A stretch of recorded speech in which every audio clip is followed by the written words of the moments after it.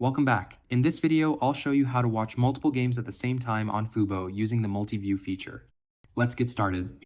Step 1. Open Fubo and choose your first game. Start by opening the Fubo app.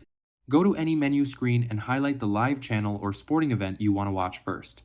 Step 2. Open the Options menu. Press and hold the touchpad on your remote. This will open the Options menu. Select Watch in MultiView. Step 3. Select a second game. Now swipe left or right to browse available live channels. Highlight the second game you want to watch. Then click the touchpad to add it to MultiView. Step 4. Add more live channels. From the live TV screen, swipe up to view more available channels. Swipe left or right to highlight another game or channel. Press and hold the touchpad again to add it to MultiView. Step 5. Start watching multiple games. Once your channels are selected, they will appear together on the screen.